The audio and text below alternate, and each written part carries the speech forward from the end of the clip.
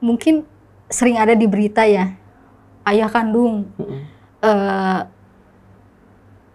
anaknya misalkan gitu kan banyak ya. Aku salah satunya.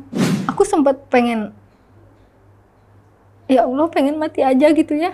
Karena memang apapun masalahnya, walaupun aku nggak bikin masalah di rumah, aku selalu dipukul, dilempar gelas gitu. Aku sempat juga follow akun hijrah gitu, akun dakwah. Dan aku tuh ditanya, kamu salaf bukan gitu. Nah aku di situ sampai, emang harus salaf ya? Iya, soalnya kita nggak nerima selain salaf. Selamat datang di Rukun Podcast. Assalamualaikum Teh. Waalaikumsalam warahmatullahi wabarakatuh. Masya Allah, terima kasih berkenan untuk hadir di Rukun Podcast. Iya, alhamdulillah. Masya Allah, mungkin sahabat Rukun juga penasaran nih, kita kehadiran narasumber wanita akhir zaman. Kalau kata di media sosialnya ya Teh ya, maksudnya kan penuh dengan impact positif negatif mungkin ya, komentar dan sebagainya ya. Nah, mungkin sahabat Rukun perlu kenalan, beliau ini adalah Teh Rosi ya. Mungkin kalau misalnya dilihat di Instagram atau di media sosial yang suka pegang gitar ya, itu viral banget loh Teh. Iya, banyak banget. Aku nggak nyangka loh, padahal itu cuma iseng-iseng doang ya. Jadi kita tuh emang sering masuk studio, cuma direkam pun hanya untuk dokumentasi kita aja, jadi nggak nyangka bakal viral gitu sih. Dan itu dicomot-comot jadi konten-konten orang gitu kan? Iya, banyak banget. Masya Allah, nanti makanya kita akan ceritakan itu impactnya seperti apa. Tapi kalau boleh tahu nih Teh, karena memang tadi videonya sudah tersebar, kan kita juga akhirnya lihat gitu kan, Teteh juga bercadar gitu. Sebenarnya yang kata orang yang Teteh bilang, Teteh itu dari keluarga yang sangat agamis nggak sih sebenarnya? Ya mungkin kalau orang lihat secara look kali ya, orang tuh bakal nyangkanya mungkin aku dari pesantren, anak santri gitu. Padahal aku tuh lahir dari keluarga yang sangat jauh dari kata agamis. Jauh jadi sekali. Terbelakang lah, berbalik ya dengan kondisi sekarang. Jadi memang aku tuh dulu belum berhijab, bahkan tidak bercadar kan. Jadi memang prosesnya tuh lama banget. Itu tuh aku berhijab pun setelah 2 tahun menikah, jadi nggak langsung berhijab gitu. Oh gitu. Karena memang aku dari keluarga yang tidak agamis, jadi aku pun bahkan untuk ngaji pun aku nggak diajarin sama orang tua aku. Jadi aku ngaji, belajar di luar, aku belajar bacaan sholat pun aku nggak ada yang ajarin. Karena memang aku dari lahir itu, pas usia aku 2 tahun aku udah ditinggalin mama kerja ke luar negeri, terus dari lahir sampai usia 17 tahun aku nggak ada ayah kandung, jadi aku nggak tahu ayah aku yang mana. Jadi aku hidup lama sama almarhum kakek dan nenek gitu. Jadi, itu yang menyebabkan akhirnya pengetahuan terkait agama juga nggak terlalu banyak ya? Iya, aku awam banget karena memang teman-teman aku pun di lingkunganku pun banyaknya nonis ya. Iya, jadi aku bahkan untuk tahu syariat pun sangat jauh. Bahkan aku lebih sering ikut teman ke gereja dibanding aku ikut pengajian. Iya, dulu. Masuk ke dalam gitu? Iya, aku ikut kebaktian waktu itu. Jadi aku hampir dibaptis lah waktu itu pernah. Sempat diajak? Iya. Hampir lock out ini Hampir untuk yang enggak. Alhamdulillah. Ya mungkin ya karena tadi ya terkait mungkin sahabat Rukun yang harus ditekankan terkait pengetahuan ya. Waktu itu kan belum mungkin ya kayak sahabat Rukun yang dari kecil udah ngaji gitu kan ya.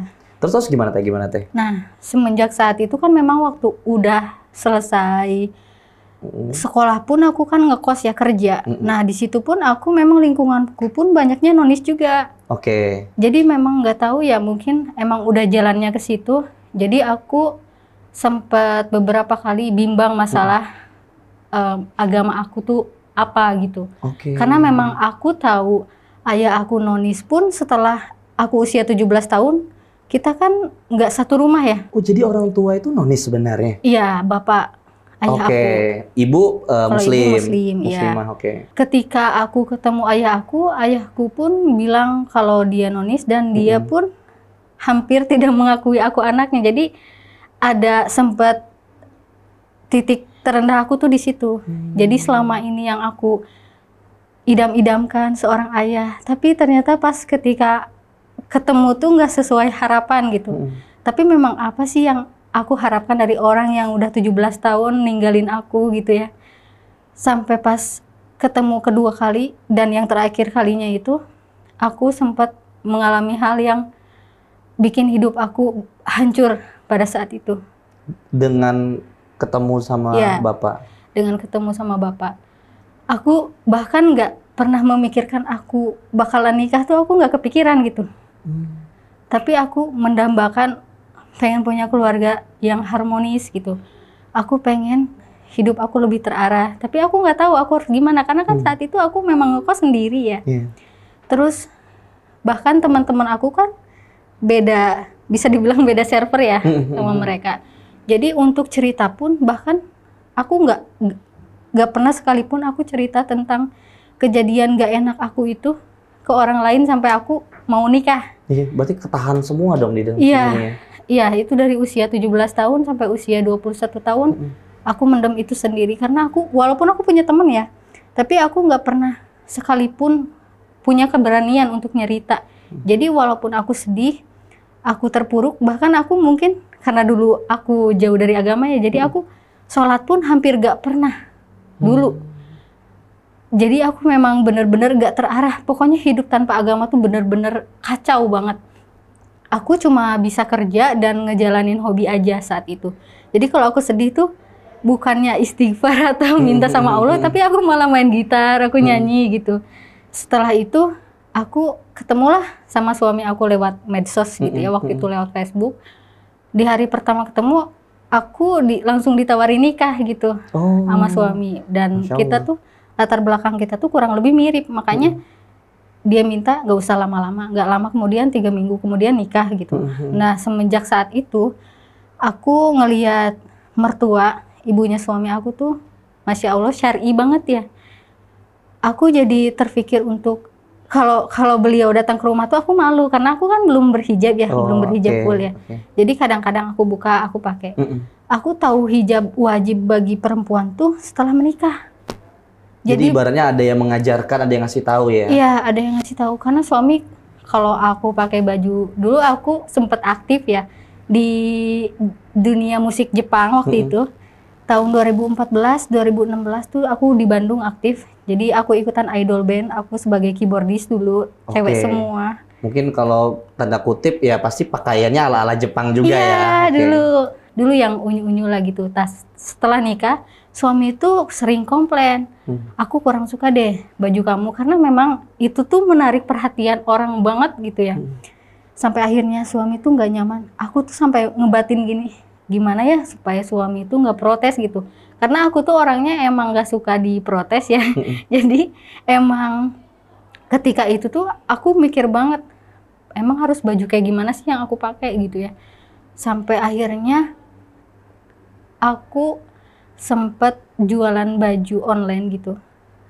Ada orang yang nge-cancel setengah lusin baju gamis. Lumayan itu bikin rugi lah ya. Iya. Tapi Masya Allahnya, aku pakailah baju yang di-cancel itu, aku pakai sampai sekarang. Dan baju gamis itu nggak pernah aku selalu pakai baju gamis itu sampai sekarang. Berarti itu yang membuat pertama kali akhirnya pakai gamis? Iya. Dan berkelanjutan sampai sekarang? Iya. Kurang lebih berapa lama sih? Kita tuh nikah mau 8 tahun, berarti udah 6 tahunan lah pakai gamis. Pakai gamis, selalu pakai gamis? Selalu pakai gamis, kemanapun. Bahkan berenang di rumah pun, mungkin keluar ke tetangga, lu sama? Iya. Bahkan ke rumah sebelah pun aku tetap pakai gamis, pakai kaos kaki, pakai syar'i gitu. Masya Allah, luar biasa. Nah, ada yang penasaran gini Teh. Ketika memutuskan untuk berhijrah, tentunya kan kita memahami ada impact nih, positif negatif, atau mungkin masalah kenyamanan. Ketika ngomongin pakai gamis yang awalnya mungkin pakaiannya normal, itu ngerasa risih nggak sih gitu? Maksudnya orang juga akan melihatnya juga kan ada dampak, orang mikir, wah ini bagus, alhamdulillah, dia mikir juga kok, kenapa sih kok tertutup gitu? Pikiran nggak, atau kerasa nggak waktu itu? Kerasanya tuh dari cara orang mandang aku sih. Jadi kalau mungkin sebelum berhijab, itu orang lebih seneng ngelihat kita tuh secara look ya. Tapi bikin kita tuh nggak nyaman gitu. Kan kalau dilihat lama-lama sama orang tuh, ih apaan sih gitu ya. Terus orang komentar tentang baju kita gitu ya, yang nggak berhijab, sering timbul rasa nggak nyaman gitu.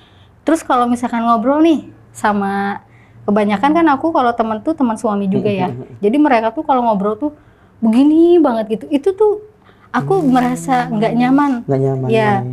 Nah dari situ pas aku pakai syar'i, aku ngerasa aku nggak pernah merasa ribet sama sekali. Tapi aku ngerasa nyaman. Cuma kalau dari teman-teman aku yang dulu di Bandung, jadi aku tuh pindah ke Bogor pas setelah nikah. Mungkin mereka tuh kaget ya, karena aku itu nggak pernah berhijab. Iya, apalagi kalau sampai bercadar gitu kan. Mereka tuh kaget banget. Jadi banyak juga orang yang bilang mungkin casingnya doang kali berhijab, tapi hatinya kan kita nggak tahu. Ya wallahu alam kan kalau itu ya. Omongan orang. Iya, jadi kalau omongan gak enak tuh lebih banyak ke teman-teman lama. Tapi kalau teman-teman yang di Bogor, masya Allah banget ya, mereka tuh support banget. Iya, mereka tuh senang banget. Bahkan kalau misalkan aurat aku kelihatan sedikit, teteh itu kelihatan. Jadi mereka tuh lebih aware sama aku, lebih support banget aku sih kalau teman-teman yang di Bogor. Teh, waktu berhijab itu langsung cadaran apa enggak? Enggak. Oh enggak ya? Enggak. Jadi maksudnya berhijab dulu seperti biasa, maksudnya transisinya itu loh. Iya. Jadi pas awal-awal berhijab pun, aku kan pakai syar'i ya. Itu tuh sempat waktu ada momen Pilpres 2019. Oke. Nah, ganti presiden nggak nih? Ya pas waktu itu. Jadi kan mungkin karena aku pakai syar'i, aku tuh sering dibilang kadrun. Oh, ya kan masuk unsur politik ya kan? Iya, waktu itu. Terus apaan sih orang gitu amat ya. Terus abis gitu ada juga teman-teman komunitas musik sampai bilang, apaan sih, apa nggak ribet gitu ya, tiba-tiba syar'i. Karena aku dulu emang aktif banget kan di komunitas musik. Sampai akhirnya mereka sering bikin status yang nggak enak lah mengenai baju-baju syar'i orang-orang. Tapi langsung mention atau enggak secara tidak langsung? Pernah mention. Ya, jadi saking beraninya itu. Tapi aku nggak mau ngedengerin omongan-omongan yang nggak enak gitu. Mungkin pas awal-awal aku ngerasanya karena baru awal banget aku berhijab gitu ya.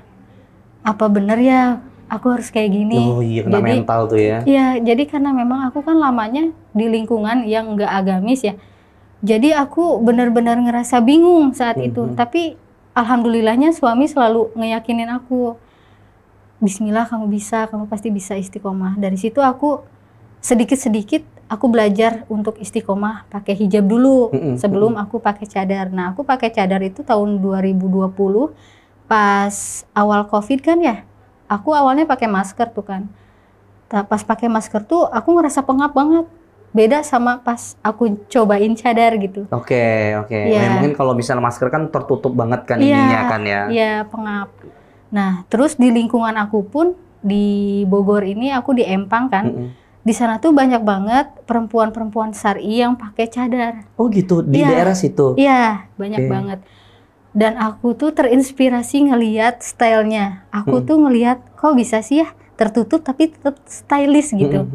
Dari situ aku ngelihat orang yang pakai cadar tuh keren aja gitu buat aku. Jadi benar-benar nge-influence banget lah.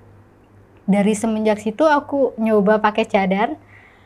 Dan awalnya pas seminggu awal pakai cadar tuh aku ngerasa, apa bener ya harus kayak gini ya? Apa aku bisa ya?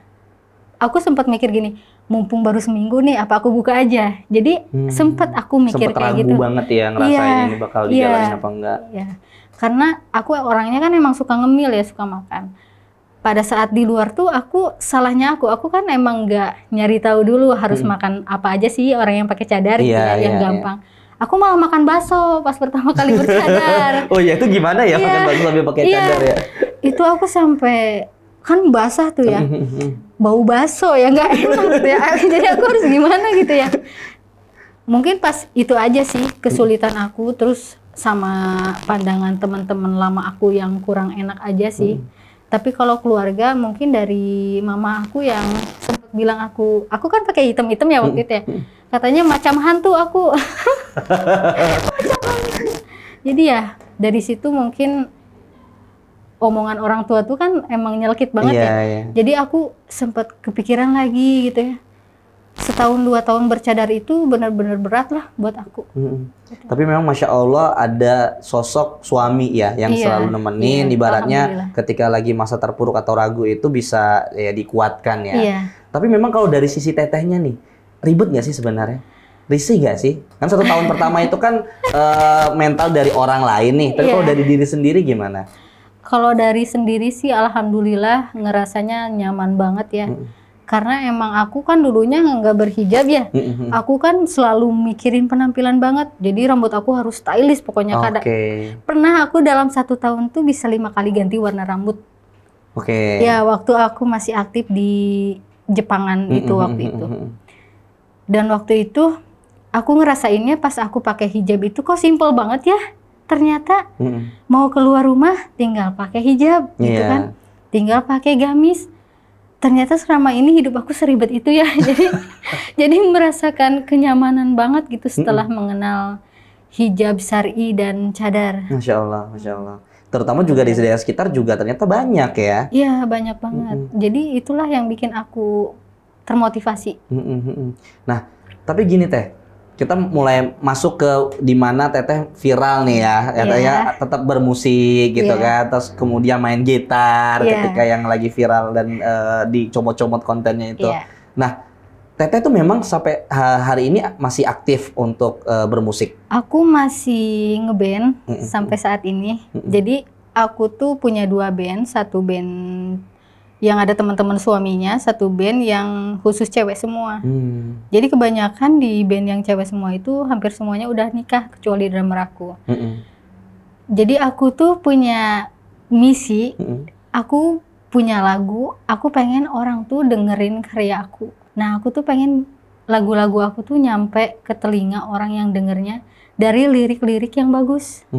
Nah aku masih ada rencana sih buat recording lagi lagu aku yang lain. Dan itu Teteh juga jadi vokalisnya juga berarti? Iya.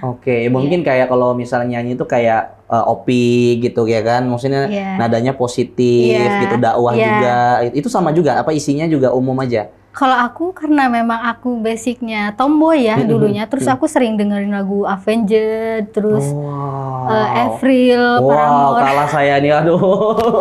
Jadi aku tuh orangnya sebenarnya tuh frontal kalau masalah lirik, walaupun itu dalam bahasa Inggris. Ya kan lagi pula karya juga kan, maksudnya sesuai dengan hati kan. Iya, aku sempat bikin lagu kemarin waktu Pilpres 2024 itu tentang kan kita dibagi 2 kubu ya waktu itu ya.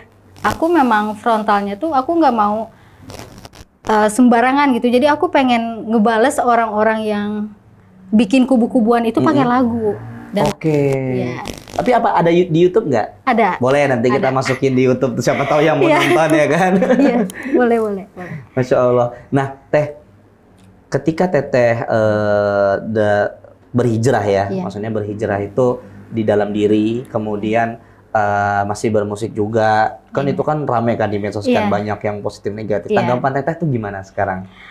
Kalau pas awal-awal tuh aku sempet ngedown ya, karena memang banyak banget. Mungkin orang ngira aku pakai baju syari itu ya seperti yang tadi aku bilang, aku dari pesantrenan gitu ya. Padahal kan aku enggak gitu. Jadi pas awal aku sempet ngedown karena banyak banget komentar yang nggak enak gitu, yang bilang aku wanita akhir zaman gitu ya. Tadi ya. Iya. Apalagi yang parah-parah tadi, coba biar sahabat Rukun tahu tuh. Nah, aku pernah ngebalas gini, sini main ke Empang gitu ya. Terus ada orang yang bilang gini, oh kita disuruh main ke Empang, disuruh cariin istri baru buat suaminya yang lebih solehah gitu. Allah. Sampai aku awalnya tuh sakit hati ya, tapi aku pikir lagi gitu. Orang yang ngomen itu nggak tahu kita kayak gimana, terus kita juga nggak ada kewajiban untuk menjelaskan ke setiap orang kalau kita tuh gimana gitu. Lagi pula namanya hijrah kan proses ya, maksudnya proses yang dilalui setiap orang yang berbeda-beda juga. Nah aku lebih mikirnya, oh mungkin ini juga bisa jadi pelajaran buat aku. Kita ambil komentar yang positif, tapi kalau misalkan yang nggak perlu dibahas itu lebih baik jangan buang-buang waktu untuk membalas hal-hal kayak gitu. Wise, bijak sih. Jadi aku lebih ngambil positifnya sih untuk yang konten-konten di luar sana yang main comot itu ya. Banyak banget soalnya, dan itu tuh gak ada yang izin. Nggak ada yang izin sama sekali. Nggak ada. Berarti sebenarnya melanggar copyright dong ya. Maksudnya itu kan ada sosok di mana itu teteh tapi nggak diambil tanpa izin kan? Iya, aku sempat komen juga sih di postingannya, dan itu tuh aku nggak dibalas sama sekali. Sama sekali. Padahal kan saya pemilik video itu loh. Iya, aku merasa keberatannya mungkin karena dia juga bikin konten dakwah ya. Dakwahnya tuh kalau misalkan aku sih nggak keberatan untuk menyampaikan sesuatu yang baik. Tapi kalau misalkan di sana malah terjadi pergibahan, nah aku keberatan gitu. Dan isi kontennya pun kebanyakan menyudutkan, jadi bukan dakwah. Dan menyudutkannya nyudutin malah si tetehnya ya. Iya. Kalau aku sih nggak keberatan. Misalkan nih ada orang yang berpandangan musik itu haram, ada yang berpandangan musik itu nggak haram. Aku menghargai keduanya. Jadi aku nggak mau memperdebatkan sesuatu yang bikin kita sesama muslim tuh jadi bermusuhan gitu.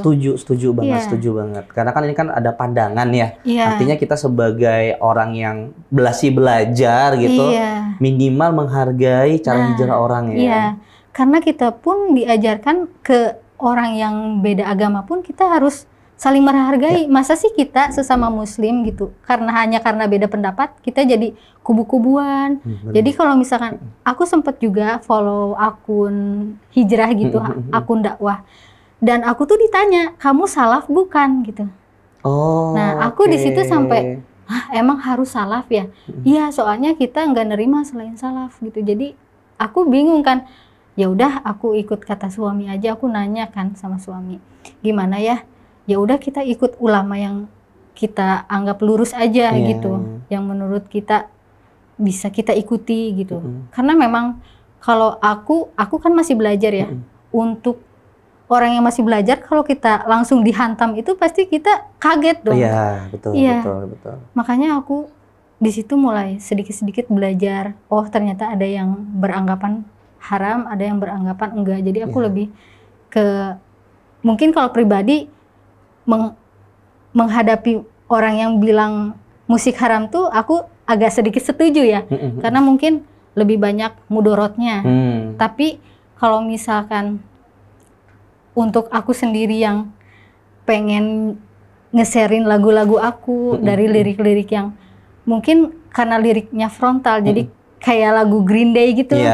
Nah, aku pengen orang tuh terbuka matanya dengan lagu-lagu aku gitu. Jadi aku ngemusik pun bukan semata-mata memang karena pengen famous gitu ya. Tapi aku memang pengen orang tahu aja gitu karya-karya aku. Insya Allah. Ya at least minimal kalaupun secara pandangannya punya perbedaan, at least ya ketika orang hijrah itu jangan dijustifikasi nggak sih, benar nggak ya? Maksudnya kalau orang mau hijrah jadinya nggak hijrah kan justru malah dosa dong, ya kan? Benar nggak sih? Dan gini, tahu teh, kita waktu buat rukun, itu kita juga ngerasa, di Islam sendiri ini kita saling saling berdebat lah, sedangkan lautan mu'alaf ini banyak gitu. Masa orang-orang mau masuk Islam bingung nih, kok di Islam sendiri berdebat gitu kan? Sedangkan kedamaian itu adalah cara yang disampaikan Nabi juga gitu kan. Nah, berarti teh dengan viral itu masih mau aktif atau enggak? Kalau aku malah aku pengennya makin aktif malah. Malah makin aktif? Pengen nunjukin tuh ya? Aku bukan pengen menunjukkan diri aku siapa, tapi pengen nunjukin apa yang kita bisa, apa yang perempuan syar'i bisa gitu. Karena kan aku sempet lihat tuh konten ya. Jadi dia tuh main volley pakai baju volley gitu ya. Pakai baju mungkin menurut syariat kurang gitu ya. Jadi dia pakai baju gamis, dia volley, terus dia jatuh-jatuhan gitu. Jadi menggambarkan seakan-akan cewek yang pakai baju syar'i itu terbatas. Framingnya. Iya. Aku nggak suka dengan konten kayak gitu. Jadi apa sih segala sesuatu tuh kenapa harus dipersulit gitu? Aku pengen ngeliatin sama orang-orang bahwa pakaian itu tidak membuat kamu terbatas dalam melakukan hal positif. Mungkin hal baiknya itu dari aku yang dulu belum berhijab sampai sekarang yang udah berhijab, aku lebih takut untuk berperilaku yang kurang baik. Tapi kalau misalkan aku belum berhijab, aku jadi nggak takut gitu waktu itu. Nggak takut dengan omongan orang, dengan konsekuensi agama aku gitu. Dulu aku nggak takut. Kalau sekarang mungkin aku lebih harus menjaga sikap dengan apa yang aku pakai ini. Nah, Teh, boleh dikasih saran sama sahabat rukun ya dengan kondisi Teteh sekarang, dan mungkin ada orang yang seperti Teteh, dia pengen hijrah, tapi dia memang masih punya kemauan-kemauan di dalam diri dia, hobi gitu kan, tanpa harus terhalangi dengan proses hijrahnya dia. Iya.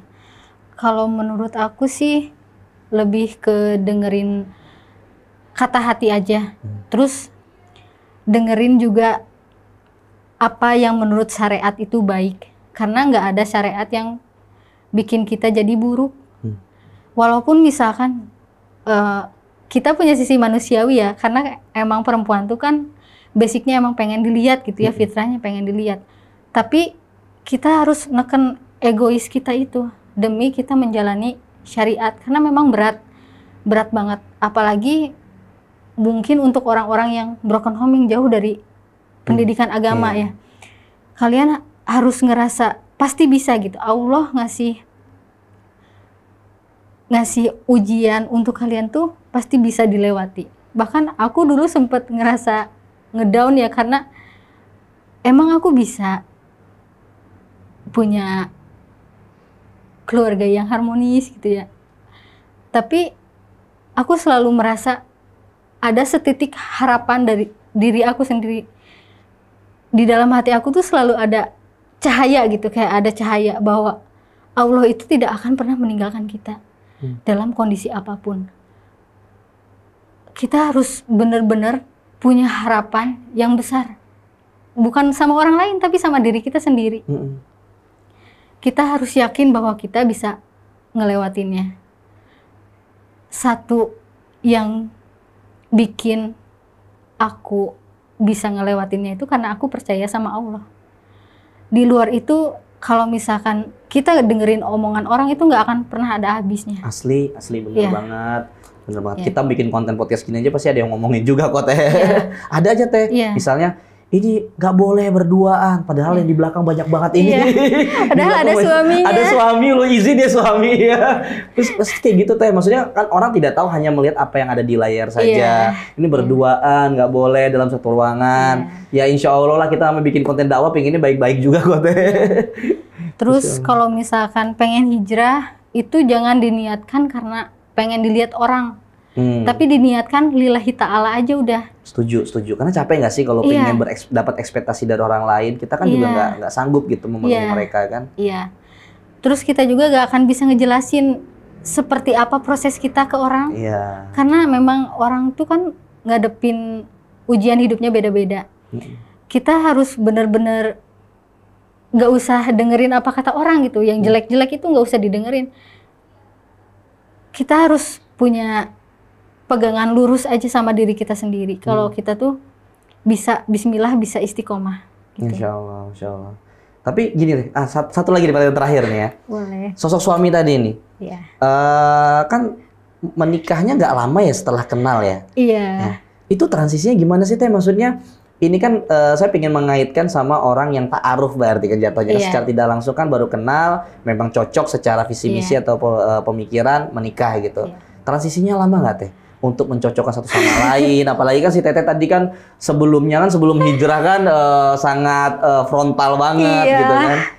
Dulu aku tuh 5 bulan pernikahan itu full berantem isinya. Jadi karena memang aku kan kenal sama suami itu seminggu lewat chattingan ya. Jadi pas seminggu ketemu tuh dia langsung minta aku nikah gitu. Dia melamar aku langsung di situ. Terus dia nanya mau tanggal berapa. Aku nggak mau lama-lama, waktu itu dia bilangnya pengennya sesudah Lebaran gitu ya. Tapi aku pengennya bulan puasa tuh udah punya suami gitu. Oke, berarti tetehnya yang pengen duluan, lebih cepat. Iya. Waktu itu 3 minggu dari pertama ketemu sampai ke nikah tuh jaraknya 3 minggu. Nah itu tuh pas awal nikah tuh kan emang nggak tahu dia kayak gimana ya, kebiasaan dia apa. Nah, di situ aku agak kaget karena aku kan tinggal sendiri tuh lama ya. Jadi aku yang nggak biasa disuruh-suruh orang, Terus ada orang yang datang dalam hidup, iya. terus nyuruh-nyuruh nih. Ya, tapi sebenarnya bukan nyuruh sih, lebih ke ngedidik ya. Oke. Ngedidik. Jadi misalkan ini nggak karena ada suami jadi ngomongnya ngedidik kan, bahasanya lebih halus gitu. Emang bener, emang dia tuh lembut banget orangnya. Jadi aku tuh mungkin aku nggak tahu ya, mungkin kalau aku nggak sama suami aku, apakah ada yang kuat gitu ya menghadapi sikap aku, karena emang aku tuh waktu dia misalkan ngasih tahu hal sepele ya, coba kalau makan tuh mulutnya ditutup gitu ya. Hal-hal kayak gitu aja aku marah gitu. Aku saking nggak suka diintervensi orang gitu. Nah, aku belajar di situ buat neken ego aku ya. Dia selalu bilang gini, ingat kamu tuh istri. Aku karena dulunya independen ya, jadi aku tuh kerja banting tulang untuk diri sendiri dan keluarga gitu. Jadi aku ngerasa kok gini sih nikah ya, ngerasanya tuh kok dia ngatur-ngatur, iya, gitu ya? Kok dia ngatur-ngatur banget. Nah, aku mulai belajar buat neken ego, buat belajar lebih sabar lagi menghadapi. Sebenarnya kalau dibilang menghadapi suami, emang suaminya nggak perlu, emang suaminya baik. Jadi apa sih yang harus aku khawatirin gitu? Iya.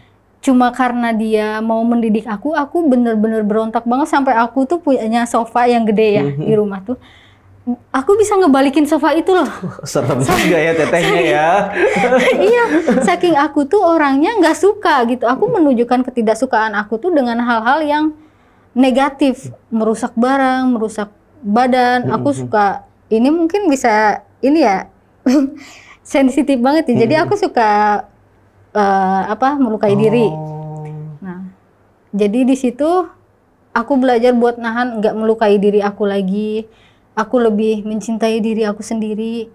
Karena kalau misalkan suami aku nggak mendidik aku kayak gitu, mungkin aku nggak tahu sekarang aku kayak gimana. Bahkan mungkin aku belum berhijab mungkin kalau misalkan aku nggak nurut sama suami aku, karena memang dia selalu menekankan posisi aku tuh apa sebagai istri, dan menikah itu bener-bener ngebuka banyak rezeki, nggak cuma rezeki uang, tapi temen. Terus aku dapat hidayah, bisa berhijab, bisa bercadar gitu. Pokoknya banyak banget hal-hal yang nggak aku dapatkan dari pas sebelum nikah. Masya Allah, Masya Allah banget. Jadi ibaratnya hikmahnya itu adalah cahaya yang terang yang menurut teteh tadi itu ya berupa dari suami tadi ya. Iya. Yang bisa menuntun, mengarahkan ya. Iya. Tapi kalau boleh izin tahu nih teh, kalau sampai menyakiti diri itu masalahnya tuh memang berat banget ya teh? Berat banget. Jadi memang mungkin untuk orang yang broken home mungkin paham ya gimana sih hidup tanpa seorang ayah, tanpa ibu gitu. Aku usia 11 tahun aku baru pertama kali ketemu ibu aku. Jadi dari semenjak usia aku 2 tahun aku udah ditinggal kerja gitu. 11 tahun baru ketemu? Iya, aku nggak tahu wajah ibu aku kayak gimana. Jadi aku tuh sering ngelihat ya teman-teman aku dianterin sama orang tuanya gitu ya, berangkat sekolah. Terus aku suka mikir gini, bisa nggak ya aku ketemu orang tua aku gitu. Pas aku ketemu ayah aku tuh, itu sih yang paling bikin aku hancur dalam hidup. Karena sebelumnya pun aku memang sering dijadiin bahan pukulan orang tua mungkin ya. Oh, sampai fisik ya? Iya, sampai sering nyakitin aku lah gitu. Sampai mungkin muka aku sempat berdarah-darah juga. Makanya aku selalu, hal yang bikin aku hancur dalam menjalani hidup aku tuh karena perlakuan yang di rumah tuh nggak enak. Jadi aku tuh selalu pengen, ya Allah, aku pengen banget keluar dari rumah ini gitu. Karena aku ngerasa aku gak dihargai di rumah. Terus aku selalu jadi samsak buat ibu aku sendiri gitu. Aku sempat pengen, ya Allah, pengen mati aja gitu ya. Karena memang apapun masalahnya, walaupun aku nggak bikin masalah di rumah, aku selalu dipukul, dilempar gelas gitu. Makanya aku nggak ada waktu buat mikirin aku menyayangi diri aku sendiri. Karena aku merasa hidup aku kok gini banget ya gitu. Saat itu aku sempat mikir kayak gitu. Pas ketemu ayah aku yang kedua kali, itu titik terberat aku dalam hidup di usia 17 tahun. Justru semakin dewasa malah makin berat ya? Iya. Kamu. Karena memang dari kecil aku tuh nggak pernah dikasih gambaran gimana sih ayah aku gitu. Bahkan almarhum nenek dan kakek pun nggak menceritakan sama sekali. Jadi pas aku ketemu pun mau kecewa pun gimana, karena kan emang orang yang 17 tahun tidak ada di hidup aku tiba-tiba ada dan tiba-tiba memberikan luka yang gak pernah aku lupakan sampai saat ini. Di situ aku ngerasa hidup aku selesai saat aku ketemu bapak aku. Jadi bagi seorang wanita, kalau misalkan ada satu hal yang hilang dari dirinya, dia udah merasa nggak berharga. Nah itu aku saat itu mungkin sering ada di berita ya, ayah kandung anaknya misalkan gitu kan banyak ya. Aku salah satunya waktu itu. Jadi aku nggak cerita sama ibu aku sekalipun, aku nggak cerita sampai aku nikah. Aku baru bilang, dan mama aku ngerasa menyesal sampai aku bener-bener kesulitan banget ngejalanin hari-hari aku semenjak ayah aku begitu ke aku gitu. Tapi beruntungnya aku ketemu suami yang nerima aku banget, dan aku sedikit-sedikit mulai menyayangi diri aku, mulai bisa nerima kenyataan, mulai bisa legowo dengan apa yang Allah kasih ke aku. Yang sebelumnya aku mungkin ngerasa hidup aku udah gak ada artinya lagi gitu. Tapi semenjak ketemu suami memang aku lebih banyak belajar. Jadi aku nikah tuh kayak, suami aku tuh kayak nikahin bayi gitu. Karena semuanya, semua hal dari cara makan, dari cara, pokoknya dari banyak hal yang gak aku dapetin dari sebelum nikah tuh suami aku kasih gitu. Saya sih sebenarnya salut banget ya sama si Teteh. Maksudnya ya terlepas memang luar biasanya suami ngedidik Teteh, berada untuk membimbing Teteh. Tapi saya sangat salut dan bersyukur banget Teteh kuat, Teteh bisa menjadikan semua masalah yang Teteh alami ini bisa lari lah, maksudnya bisa bangkit gitu, bisa berdiri di atas keterpurukan gitu. Dan nggak semua orang bisa Teh. Jadi saya salut banget, mungkin sahabat rukun juga harus lihat dan tonton bahwa semua masalah itu bisa dihadapin. Bisa. Ketika ada cahaya sedikit pun harus digapai ya Teh ya. Iya. Ya walaupun saya sendiri ya nauzubillah saya belum merasakan sampai seperti itu ya, maksudnya masalah orang tua dan sebagainya, tapi mendengar cerita itu ya aduh tertusuk-tusuk banget ya. Asli sakit banget itu, hati itu sakit banget. Makanya aku ngerasanya tuh setelah nikah tuh ya hidup aku benar-benar membaik banget.